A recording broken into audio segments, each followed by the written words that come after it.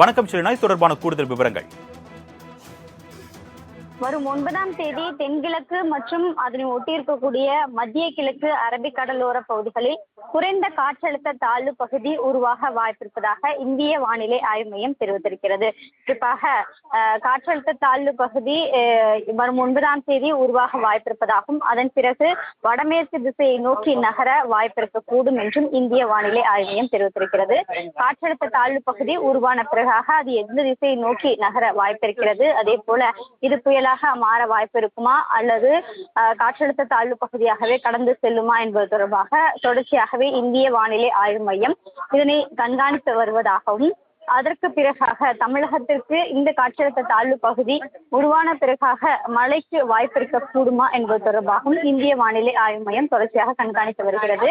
ஏற்கனவே மேலடுக்கு சுழற்சி நிலவி வரக்கூடிய நிலையில் இந்த மேலடுக்கு சுழற்சியின் காரணமாக தமிழகத்தில் 11ஆம் தேதி வரையிலுமே கனமழைக்கு வாய்ப்பிருக்கக்கூடும் என்றும் தெரிவித்திருக்கிறார்கள். இன்று தமிழகத்தை பொறுத்தவரையிலும் கனமழை முதல் மிக கனமழைக்கு வாய்ப்பிருக்கக்கூடும் என்றும் இந்திய வானிலை ஆய்வு மையம் தெரிவித்திருக்கிறது. கூடுதல் விவரங்களுக்கு நன்றி ஷெலினா.